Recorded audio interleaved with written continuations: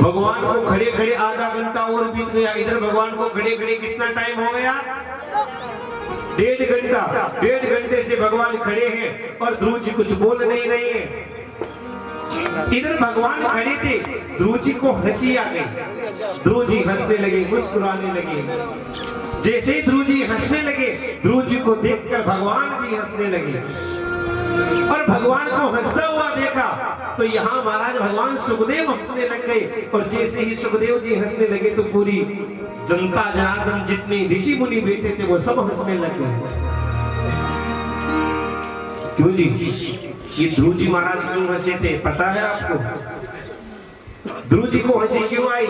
ध्रुव जी विचार करते हैं, प्रभु आप 1 घंटा खड़ा रहो, चाहे 2 घंटे खड़े रहो, चाहे पूरे दिन खड़े रहो। अरे मैं बोलूं तो बोलूं कैसे? मुझे तो बोलना ही नहीं आता है। इसलिए ध्रुव जी को हंसी आ गई। अजी तो भगवान को क्यों हंसी आई? तो भगवान को इसलिए हंसी आई कि आकाश मंडल में देवता खड़े थे। भगवान बार बार ध्रुव से करे थे कि ध्रुव मांग मांग। देवता कहते रे वारी ध्रुव, तेरे पास 1 घंटे से खड़े खड़े भगवान कह रहे हैं मांग मांग मांग, और तू कुछ मांगता ही नहीं है। अगर यही भगवान एक बार हमें इशारा कर दे कि मांगो, तो हम हमारे प्रमोशन की लिस्ट जेब में लेके घूमते हैं। इंद्र कहता ब्रह्मा बना दो, ब्रह्मा कहता विष्णु बना दो। भगवान सुखदेव को हंसी क्यों आई?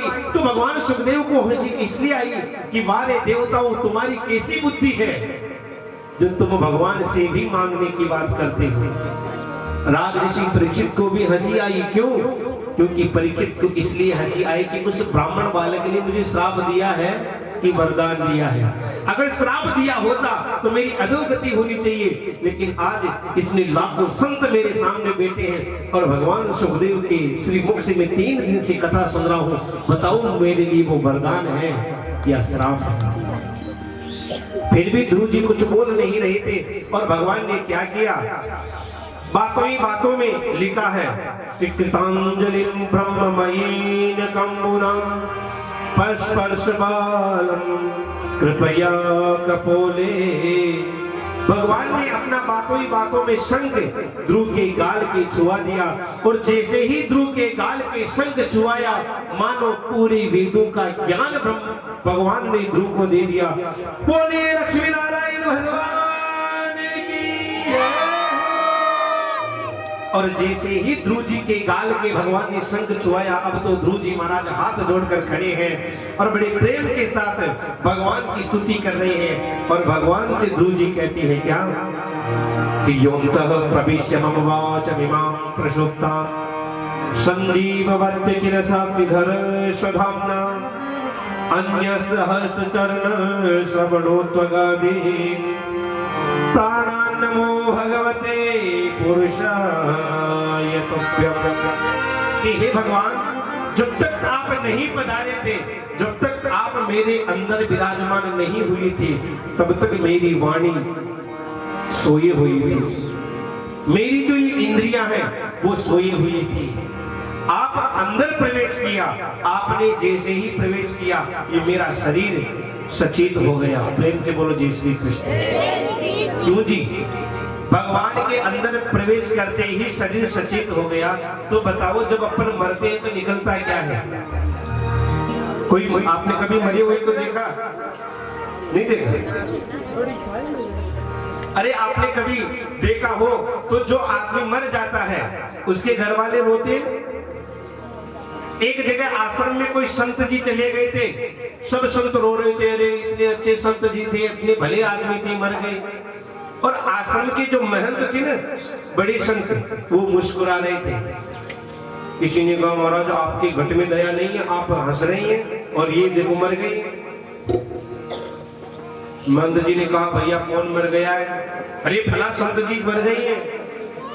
भाई क्या मरा है? अरे वो उनके अंदर से वो संत जी चले गए हैं। भाई कौन चला गया है? वो संत जी कैसे थे? तो कहा महाराज वो 6 फीट के थे, लंबी लंबी जटा थी, लंबी लंबी दाढ़ी थी, गोर जिनका शरीर था। मंत्र जी ने कहा भैया जो थे वो तो सामने पड़े हैं। भाई 6 फीट का शरीर सामने पड़ा है, लंबी दाढ़ी सामने पड़ी है, लंबी जटा वाले सामने पड़ी है, बताओ मर के गया क्या? अरे महाराज वो अंदर से निकल गया कि क्या कि आत्मा। अब बताओ तुमने आत्मा को देखा है क्या? जब तुमने आत्मा ही नहीं देखी और जिसको देखा नहीं उसके लिए रोने की जरूरत क्या है? और जिसको देखा है वो तो सामने पड़ा है। जी प्रेम से बोलो जी श्री कृष्ण। इसीलिए भगवान ही अंदर आत्मा के रूप में परमात्मा विराजमान होता है और जब निकल के जाता है उसी आत्मा के साथ परमात्मा निकल कर चले जाते हैं। आइए आप हम सब की कथा में पहली बार भक्त और भगवान दोनों एक साथ पधारे हैं। आइए 2 मिनट भगवान और भक्त का पूजन कर लेते हैं। तो मैं मेरे जो नव युवक कार्यकर्ता है उनसे निवेदन करूंगा कि जल्दी जल्दी आगे आ जाए और भगवान और भक्त का 1 मिनट में पूजन कर ले और आप हम सभी कीर्तन कर लेते हैं। 2 मिनट भगवान का गुणगान कर लेते हैं। मैं नाम नहीं लूंगा, जल्दी जिनको भी भगवान और भक्त का पूजन करना है सभी जल्दी जल्दी आ जाए। और गांव वाले जो भी हैं बुजुर्ग हैं, वे नवयुवकों को तो इसलिए कह रहा हूं कि इनको जगाना पड़ता है, इसलिए इनको बुलाया है। आप सब भी जिनको भी पूजन करना है, एक कीर्तन कर रहे हैं, एक भजन गा रहे हैं और आप हम सभी इनका पूजन करेंगे। जिनको भी करना पंडित जी पूजन करवा रहे हैं। जब भक्त नहीं होंगे आडा मत जो फोटो जब भक्त नहीं होंगे भगवान कहाँ होगा जब भक्त नहीं होंगे भगवान कहाँ होगा जब भक्त नहीं होंगे भगवान कहाँ होगा। देखिए बाकी जितने भी बेटे बड़े प्रेम से ताली सेवा करते हुए, जब भक्त नहीं होंगे भगवान कहाँ होगा जब भक्त नहीं होंगे भगवान कहाँ होगा। हर एक समस्या का समाधान कहाँ होगा हर एक समस्या का समाधान कहाँ होगा।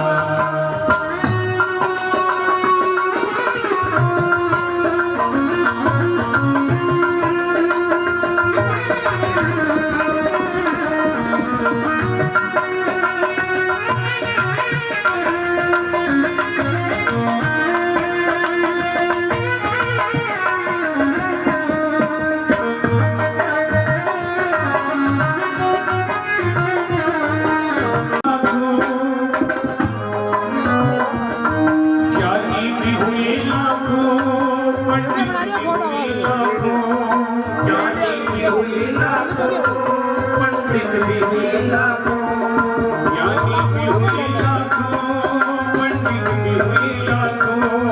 ज्ञानी भी हुए लाखों, पंडित भी हुए लाखों।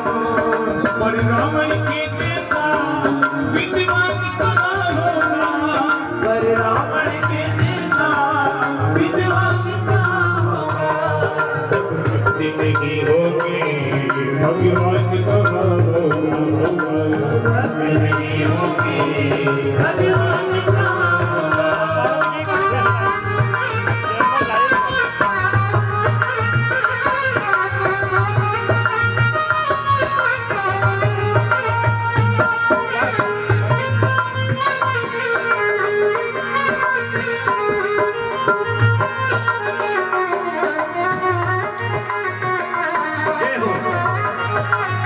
बड़े प्रेम से मीठी मीठी ताली सेवा करते हुए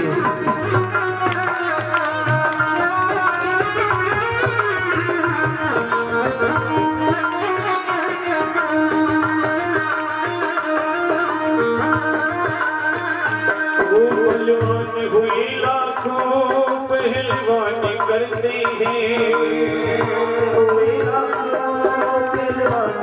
करते हैं वो बलवान हुए लाखों पहलवान करते हैं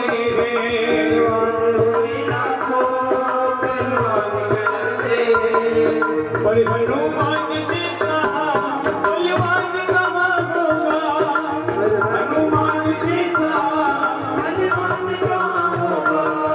पर हनुमान जैसा बलवान कहाँ